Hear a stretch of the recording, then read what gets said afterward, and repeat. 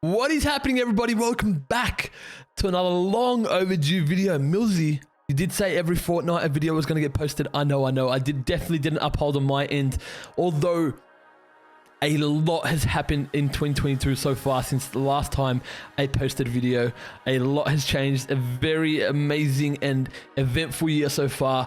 A lot of life-changing moments and opportunities, and a few ventures that I'm really excited to announce officially.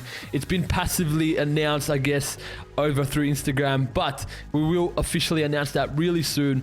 But yeah, pretty much I did, one of my main goals for 2022 was to upload 20 videos on YouTube, and I really do want to tick that one off this year. I had that in multiple few other years, but I just really didn't have it within myself. I was a little bit always self-conscious. The footage wasn't perfect, this wasn't perfect, the lighting wasn't. I'm just like, you know what, let's just really crack it. And that's how we started project 20. It's going to be 20 videos in a series where we're going to go through training, nutrition, PEDs, coaching, and just a little bit of day in life, just documenting the whole journey of this. And I'm really excited to tick that off. And I know I will tick that off this year for 2022. That is going to be a massive goal. One of my top goals, actually, because I always put it towards the bottom and I never just ticked it off. This year, it's one of the top goals to get that started. As I'm always like a perfectionist, I always want to have the right camera, the right lighting, the right audio. It's always just like trying to perfect. Oh, did I stumble? Did I mumble a little bit? So I'm just going to really just crack this one out. Me and a mate were training legs yesterday, and I was just like, man, the gym's empty, we're going pretty early, let's just bring out the camera, and let's just get what footage we get. We did actually record some in person, like the audio, talking in front of the camera, but the audio was really bad. It was distorted, the music was loud, and the wind outside was horrendous. So I'm just like, let's not let this footage go to waste. Let's pop a voiceover, have my little camera in the corner, and just explain the movements. So with that, guys, thank you for tuning in for this video, and let's actually get started within the leg day content. So first, guys, we are starting with the adductors for the leg day. We like to get the accessory and isolation work done first, as it won't really take away from the compound lifts. Whereas if you do the compound lift first, one, you're not warm, there's possible higher chance of injury, and then the compounds will definitely take away from the accessory movements, where vice versa, it won't really affect the compounds. With the adductors, we're really trying to get rid of any momentum, so pausing at the bottom as we see here, and then a big squeeze, driving the knees towards each other and trying to get a big squeeze at the top. Really gripping those handles. I find when it comes to isolation work, gripping the handles just builds more pressure and just braces me to really push out those last few reps. And here we are trying to really push out and really grind it to failure, as this whole approach of training that we do is a low volume approach, high intensity, so every set is absolutely taken to failure. Next, we moved on to some hamstring curls, lying hamstring curls, and one thing you do see here is we are raising our knees towards the ceiling, see, lifting it up. This will actually push our pelvic girdle, our hips into the pad, making sure that we're not trying to put the tension on the glutes. We're trying to keep it primarily on the hamstring. And one thing you also see is I don't go all the way to the bottom, a full lockout in the knees, as that first 10 to 15% will be mainly predominantly the calves. So we're just trying to isolate the hamstrings here, and as we come to the bottom, almost a full stop, and then trying to really bring it up and really leaving your ego at the door. I know every movement in the gym, it requires ego to be left at the door, but this one especially. Previously, I would put the whole stack and just swing it about, and you would still feel it in the hamstrings, but then we actually start putting some tension on the calves, on the glutes. This, we're really trying to isolate the hamstrings. And as you see, we're only doing 35 there for the back off set, so the higher rep range. And I'm exhausted, man. As you see, my legs are shaking. It really, the weight doesn't seem much, but when you really isolate it, the hamstrings, you will definitely feel it. Next, we moved into some leg extensions. Really getting a pause at the top, 1 or 2 seconds, and then getting a deep stretch at the bottom. Really trying to keep that tempo nice and smooth, not jerking it up, letting it drop. really just trying to have it nice and smooth. Once again, we are trying to control the weight. We're not letting the weight control us. And with this one as well, we did a top set first, so the heavier set, lower rep range first, and then the back off weight. We decreased the weight roughly 15 to 20% and did a higher rep range, anything between like 8 to 15 reps.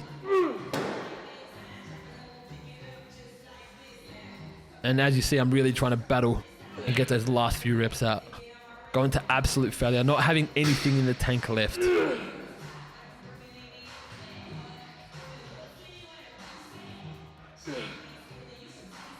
That facial expression.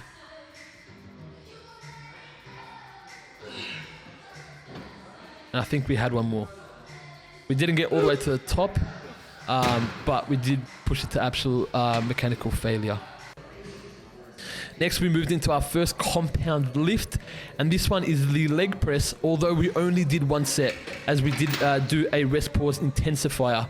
So we backed off the second set, just so we're not impeding our recovery too much. And with the rest pause set, so you go to failure, and then you pause 15-20 seconds, go to failure again, and then another 15-20 second pause and failure for the third time. Really trying to keep the tempo here as slow as possible. As once again, I always say it, you want to be in control of the weight. You don't want to let the weight control you.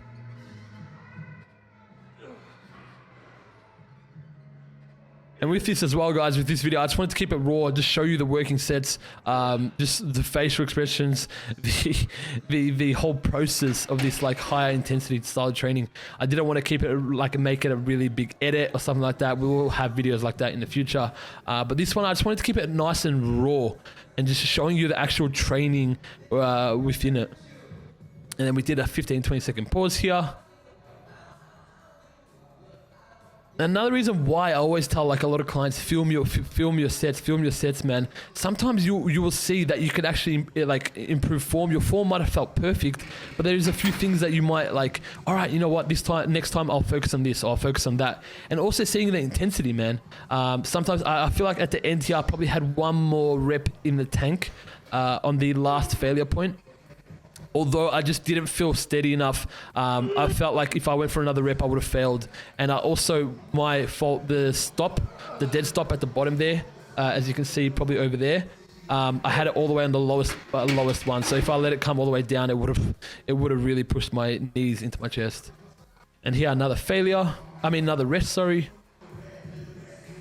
And for the people that have trained with me in person, you guys know how much I sweat, man. I'm literally like I've had a shower, as you can see from the back pad from their head, which touched it for like probably a millisecond.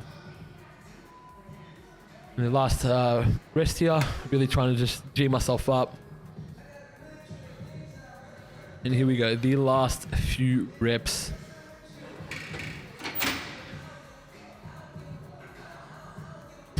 Man, I don't even realize the facial expressions I pull when I'm lifting, man, or how loud I am. That's one thing I'm trying to really control. I don't want to be loud, as I don't want to, you know what I mean, make other people in the gym feel uncomfortable. But it's just one of the things that just come with the high intensity training. You see, with this one, I just felt really uncomfortable. I didn't feel like I could do another rep, and as you see, I kind of just trying to push it up with my arms as well. And you also kind of saw my hip come out of the seat as well. Then we moved into a single leg press, and here we did a cluster set. So we did 4 reps on one leg, moved into straight away into 4 legs in the other leg, and doing this for 6 rounds, aiming to fail on that 4th rep of the 6th round. If you get to that 6th round, you're on the 4th rep and you still got more in the tank, keep pushing it, don't stop there. And you want to pick a weight where you roughly fail between like roughly 12, 15, 16 reps. And we're really trying to not take any pauses between. I know I did, because I just really started getting gassed. But we're trying to keep it consistent, keep it flowing reps as soon as one's done into the other.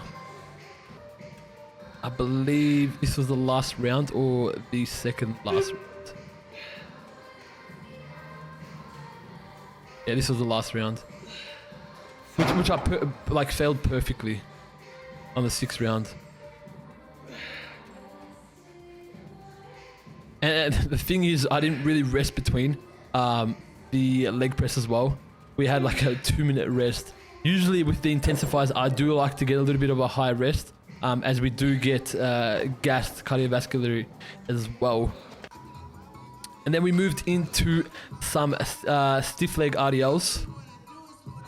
Well, now one thing, this is where I talk about with the recording, where it does really help. As you see, I do start going a little bit deeper than I need to. So we come up to here, and then I do a little dip in a little bit further. So for next time, I will take that in consideration. Really trying to stretch out those hamstrings and glutes as much as possible. And with this one, we did 2 high rep ranges. As we're gassed towards the end, I didn't really want to do a heavy one. I did 2 high rep ranges with the 30s. I think I did 30 back to back, and I just went to failure.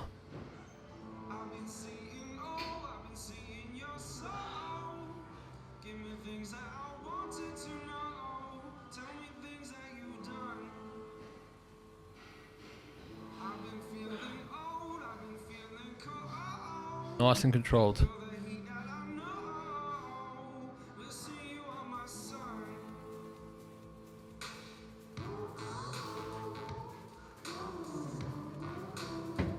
And then that was it for the first set, and then we did another set after that as well. And then next we moved into showing how gassed I was. I'm so sweaty. Next we moved into some calf variation press. Working 3 sets here. Really just trying to pump up with as much blood into the calves as possible here.